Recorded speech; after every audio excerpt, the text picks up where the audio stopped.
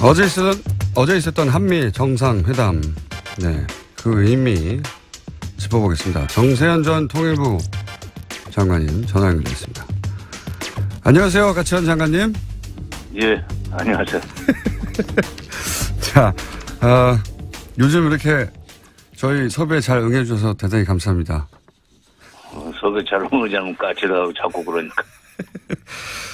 자, 한미 정상회담에 대해서 걱정을 많이 하셨었어요. 예, 트럼프가 워낙 노련한 장사꾼이라, 예, 일본에서 여러 가지 얘기 듣고 와서 폭탄 발언하는 거 아니냐 걱정 많이 하셨는데, 일단 이 정상회담이 뭐 짧긴 했습니다만 여러 가지 메시지 나왔으니까 총평을 해보시자면요.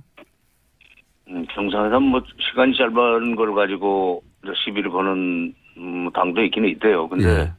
한미 간에는 뭐 그 우리 외교부와 저쪽의 국무부 또는 백악관과 청와대가 사전 조율을 할 수 있는 그런 관계이기 때문에, 예.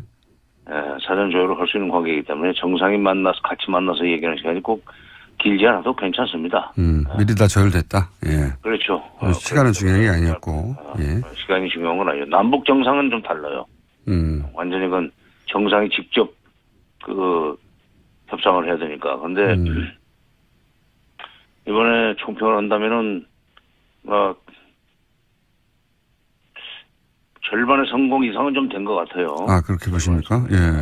굉장히 까칠하게 평가하시는 분인데, 문재인 정부에 대해서도 뭐 그 대북 정책에 대해서 여러 가지 지적하셨는데, 요 정상회담은 절반 이상은 성과를 얻었다 이렇게 보십니까? 어떤 부분에서 그렇습니까? 물론 이제 수십억 달러의 무기를 사주기로 한 것은 뭐 사실인 것 같습니다. 예. 트럼프 대통령이 이렇게 터뜨려버려서 네. 알게 됐지만은 사실은 같지만, 이번 정상회담에서 그 공동 뭐 기자회견이나 이런 데서 나오는 용어들을 좀 보면은, 예. 이제 그동안에 대미 일변도 외교에서 좀 벗어난 거 아니냐 하는 생각을 합니다. 어떤 점에서 그렇습니까? 균형 외교는 아니다 하는 얘기를 이제 뭐 길게 설명했지만, 네. 뒤에 가면은 외교의 지평을 넓힌다는 표현을 썼어요. 그렇죠. 예. 그 지평을 넓힌다는 얘기를 했는데, 그거는 대미일변도역에서 좀 벗어나가지고 중국과의 관계도 또 러시아의 관계도 또는 뭐 동북아 국가들과의 관계를 좀 더 활성화시켜 나간다는 그런 뜻으로 해석을 해야 될 것 같고, 그거는 그 31일 날 있었나요? 30인가 31인가 우리 외교부 장관이 국회 국정감사에서 답변할 때 그 3불 얘기하지 않았어요? 네네. 예. 사드 추가 배치하지 않겠다. MD 체제. MD 체제 편입하지 않는다. 예. 그다음에 한미일 그 관계를 군사 동맹 관계로 발전시키지 않는다는 3부를 얘기했는데, 일본과는 군사 동맹 없다. 예. 그렇죠. 예. 그거를 그 30일 날 외교부 장관의 국회 답변하고 이번에 공동 기자회견에 나온 균형 외교 이걸 연결시켜 보면은 사실상 균형 외교가 아니라 외교 지평 확대. 예. 사실상 미국과 중국 사이에 등거리 외교로 나갈 수 있는 어떤 도약되는 말을 한 것이 아닌가. 그래서 제가 이번에 점수를 좀 잘 줘야 된다는 생각을 하고 있습니다. 항상 그런 말씀 하셨죠. 그렇게 한미 외교에만 집중하면 안 된다고. 예. 예. 그런데 이제 그 메시지 속에 그런 기미가 보였다 이렇게 판단하시는 거군요. 예. 예. 그 대통령의 메시지는 미리 준비된 거니까, 예. 그렇게 준비됐다면 아마 그런 외교 정책 방향이 그렇게 수립된 걸로 보인다 이렇게 평가하시는 것 같고, 그 연결해서 생각해 보면 오늘인가요, 내일인가요? 문 대통령이 바로 동남아로 떠나지 않습니까? 예, 베트남에서 열리는 국제 회의 때문에. 예. 동남아 3국 뭐 인도네시아하고 간다고 하는데, 그것도 연결해서 생각해 볼 수 있는 얘기입니까? 그러니까 외교 지평을 확대하겠다 하는 것도. 그쪽은 그게 안보와 관련해서는 크게 직접 관련되는 건 없고, 이제 경제 쪽으로는 의미가 있죠. 그렇군요. 저는 의미가 있죠. 자, 이건 어떻습니까? 이제 무기 수입은 사실 우리가 항상 해오긴 해왔는데, 예. 그 액수도 뭐 이미 세계 1위를 뭐 기록하기도 하고, 근데 이제 무기 수입 자체야 해왔는데 중요한 건 그 무기가 정말 우리가 원했던 무기를 수입하지 못했던 경우가 많지 않습니까? 첨단 무기를 안 준다든가. 예. 이번에는 어떻게 보십니까? 뭐 정찰기를 사는 것 같고 네. 핵잠수함을 도입하는 것 같은데 예. 그건 뭐 군대에서는 절실히 필요했을 거예요. 특히 정찰기를 우리가 독자적으로 운영하게 된다면은 상당히 의미가 있다고 생각합니다. 그러니까 북한의 그 정찰기는 북한에 대한 위협이라기보다는 북한에 대한 이 억지 능력 내지는 북한의 행동을 감시한다 그럴까. 그래서 그건 안보면에서는 상당히 의미가 있는 진전이라고 봐야 될 것 같고, 핵 잠수함까지 필요한지는 그거는 제가 기술적인 건 잘 모르겠어요. 뭐 국방부 장관이 해군 출신이어서 일찌감치 핵 잠수함 도입해야 된다는 얘기를 하더니 결국 그것이 현실로 되긴 되네요. 그런데 중요한 것은 지금 그런 걸 사주는 대신 트럼프가 북한을 상대로 해서 험악한 말을 쏟아내지 않고, 두 번째는 장비는 많이 있다. 그러나 이것을 쓸 일이 없어야 된다는 얘기를 하면서 외교적인 해법을 좀 모색하고 있는 것처럼 오늘 띄웠어요. 네, 발언을 여러 가지 그렇게 움직임이 했습니다. 있다. 지금 뭐라고 얘기할 수는 없지만 여러 가지 움직임이 있는데, 그건 좀 두고 보자 하는 얘기를 했는데, 그거는 괜찮은 얘기 같아요. 미국 언론도 그런 반응인데, 이제 트럼프가 톤다운을 하고, 외교적으로 문제를 풀어야 한다는 식의 메시지를 내긴 냈으니까요. 거꾸로 이제 장관님이 걱정하셨던 거는 거꾸로 여기 와서 더 강성 발언을 쏟아낼까봐 일본을 거치고 와서 그런 걱정을 하셨는데, 다행히 아직까지는 없습니다. 국회에서는 뭐라고 할지 모르겠는데. 네, 그러니까 제가 그동안에 이런 기회가 있을 때마다 얘기했던 거는 험악한 말을 쏟아낸 건 그만큼 공포 분위기를 조성해서 무기를 좀 팔려고 하는 거다 하는 분석을 하지 않았어요? 네. 일본에서도 무기를 많이 사줬습니다. 예. 그렇기 때문에 일본 총리가 대북 압박과 제재를 강화해야 된다는 얘기를 할 때 거기에 화답을 하지 않고 전략적인 끝냈다 하는 동문서답을 했어요. 네네. 그거부터가 지금 우리한테는 좋은 신호였죠. 걱정했는데 오히려 좋은 신호가 일본에서 나왔고, 그 연장선상에서 미국 간에 물밑 접촉이 있다는 것을 사실상 시인하고 움직임을 좀 지켜보자 하는 얘기를 하고, 그다음에 이제 무기를 팔았다. 네. 무기를 사주니까 그런 얘기까지 했는지 모르지만, 제가 선후 관계는 좀 다시 또 살펴봐야 되겠으나, 그러나 물밑 접촉이 곧 미국 간의 대화로 발전할 수 있다는 뉘앙스로 얘기한 것은 우리한테는 선물이라면 선물입니다. 이건 어떻습니까? 아니, 비싼 무기 사주고 그 정도 선물도 안 받아도 되겠어요? 그렇죠. 예. 사실, 무기는 계속 사왔긴 합니다만, 생색을, 자기도 이제 미국에 무기를 이렇게 많이 팔았다. 미국에 돌아갈 때. 그런 성과를 자랑해야 되겠죠. 그러면. 솔직해요, 그 사람. 예. 이제 앞으로 일자리가 많이 늘어나겠다는 얘기는 무기 공장을 더 키울 수 있다는 얘기를 했는데. 네네. 이제 그런 사람들, 그러니까 백인의 노동자들이 그 트럼프의 지지 세력 아닙니까? 그 사람들을 그렇죠. 의식하고 한 발언이에요. 그렇겠죠. 그리고 무기는 그렇다고 치고, 그러면 우리가 얻어낼 게 뭐였냐. 이게 이제 소위 대화 관련 발언들, 그리고 이제 강성방을 늘어뜨리고, 그리고 북한과 외교적으로 해결하겠다. 이런 걸 얻어낸 거라고 보는데, 또 한 가지가 거론되는 게 코리아 패싱에 대한 끊임없는 얘기가 나왔었는데, 예, 이 얘기를 적어도 회담에서는 없다고 선언한 것은 어떤 효과가 있을까요? 글쎄, 면전에서 코리아 패싱 하겠다고 얘기하겠습니까? 저도 그렇게 생각합니다. 네. 아니, 나중에 헐망정 그렇게는 안 하죠. 예. 아니, 코리아 패싱이라는 건 그리고 우리가 잘못해가지고 코리아 패싱 당하는 거기 때문에, 예. 앞으로 한미 관계, 한중 관계 또는 남북 관계를 잘 꾸려나가면은, 코리아 패싱은 안 일어나죠.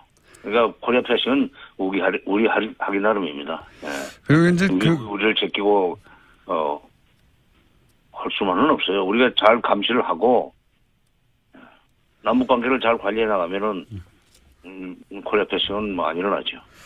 국내 정치적 효과 정도는 있겠다. 저도 그렇게 생각합니다. 네. 야당에서 계속 공격하던 것에 대해서 트럼프 대통령이 했던 말들을 틀어주면서 이제 더 이상 그런 말 하지 말라고 하는 국내 정치적 효과는 있겠지만 뭐 정말로 미국이 그런 마음 먹고 하게 되면 막을 길은 없죠. 예. 이건 어떻습니까? 코리아 패싱을 뭐 사진에 알려주고 하는 법이 어디 있어요? 그러면 코리아 패싱 이미 아니기 때문에. 그렇죠. 예. 그런 일이 일어나지 않도록 하는 게 우리 외교력이다. 예. 이건 어떻습니까? 탄도 중량 제한. 이건 예전부터 우리 정권이, 우리 정부가 원해왔던 거 아닙니까? 보수지 뭐, 가릴 것 없이. 그래도 뭐, 단 공짜 아니라고 생각해요. 예. 무기를 많이 사준 대신 이 정도는 얻어냈어. 무기 사는 얘기니까. 그 다음에 기술 제공 문제이기 때문에. 예. 공짜는 아니지만은, 보수 쪽에서 그런 것을, 좀 늘리게 되면은 안심이 된다고, 그걸 많이 주장을 해왔었는데, 그래서 우리 국내에 또 보수를 끌어안으면서 문재인 정부가 좀 더 전향적인 대북 정책이라든가 북핵 정책을 추진해 나갈 수 있는 기반은 될 겁니다. 그래서 뭐, 일을 하려면 돈 써야죠. 돈 들어가는 거예요, 그것도. 예. 일하려면 돈 써야죠. 아주 간단하게 정리해 주셨는데. 예. 아니, 자식을 키우려면은, 예. 쓸 돈 안 쓸 돈 다 쓰면서 키우는 거 아니에요. 그러니까 나라를 운영하려면, 더구나 외교하려면, 쓸 돈 안 쓸 돈 써가면서, 한 걸음씩 앞으로 나가는 건데, 뭐 그렇게 탄도 중량 늘리는 것도 무기 구매 또는 기술 지원 차원에서 이해를 해야 되는 거고, 그렇게 해가면서 외교에서 조금 독자성이라고 그럴까, 대미 의존성을 탈피할 수 있다면, 장사로 치면 남는 장사죠. 손해는 안 봤어요. 손해는 안 보셨다고 중평을 하시는 거군요. 예. 예. 나도 이제 존말 해줘야지. 너무 크게 하니까 섭섭하다고 그래서 안 되겠어. 아니, 근데 일부러 그런 건 아니고, 이번 잘했어요. 예. 알겠습니다. 장관님이 잘했다고 하시니까 평소에 진짜 쓴소리 많이 하시다가, 이번 정상회담은 나쁘지 않았나 봅니다.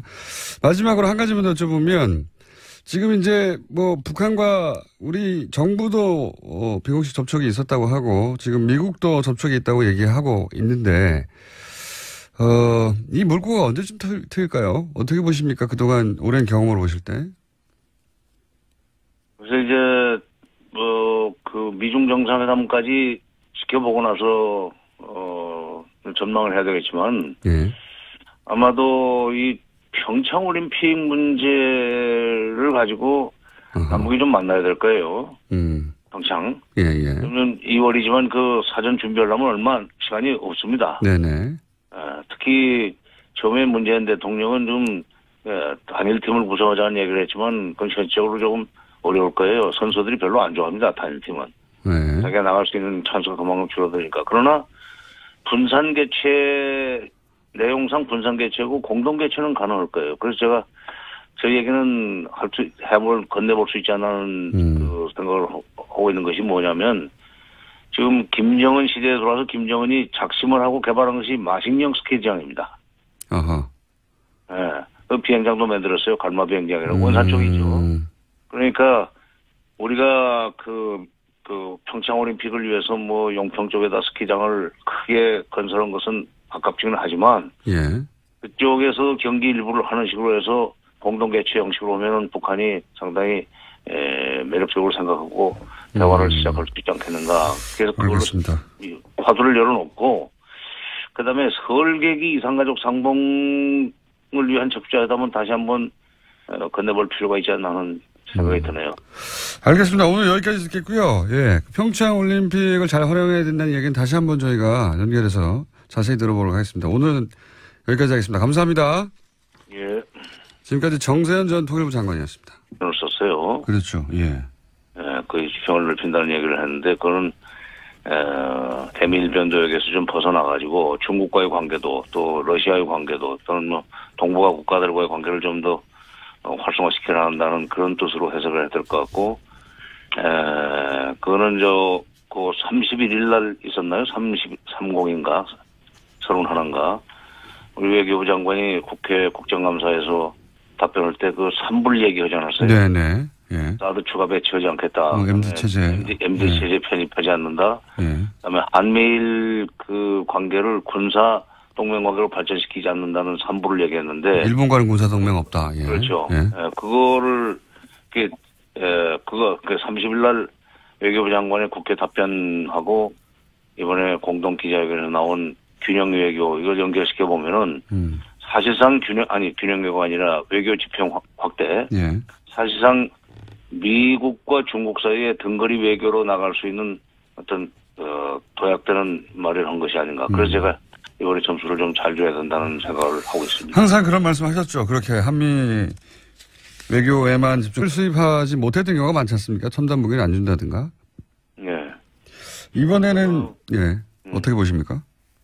뭐 정찰기를 사는 것 같고. 예. 핵잠수함을 도입하는 것 같은데. 예. 그건 뭐 군대에서는 절실히 필요했을 거예요. 특히 정찰기를 우리가 독자적으로 운영하게 된다면은 상당히 의미가 있다고 생각합니다. 그러니까 북한의 그 정찰기는 북한에 대한 위협이라기보다는 북한에 대한 이 억지 능력 내지는 북한의 행동을 감시한다고 할까. 그래서 그건 안보면에서는 상당히 의미가 있는 진전이라고 봐야 될 것 같고. 핵 잠수함까지 필요한지는 그거는 제가 기술적인 건 잘 모르겠어요. 뭐 국방부 장관이 해군 출신이어서 일찌감치 핵 잠수함 도입해야 된다는 얘기를 하더니 결국 그것이 현실로 되긴 되네요. 그런데 중요한 것은 지금 그런 걸 사주는 대신 트럼프가 북한을 상대로 해서 험악한 말을 쏟아내지 않고. 예. 두 번째는 장비는 많이 있다. 그러나 이것을 어제 있었던 한미 정상회담, 그 의미 짚어보겠습니다. 정세현 전 통일부 장관님 전화 연결됐습니다. 안녕하세요, 가치현 장관님. 예, 안녕하세요. 자, 요즘 이렇게 저희 섭외에 잘 응해주셔서 대단히 감사합니다. 섭외 잘 응하지 않으면 까칠하고 자꾸 그러니까. 자, 한미 정상회담에 대해서 걱정을 많이 하셨었어요. 예, 트럼프가 워낙 노련한 장사꾼이라, 예.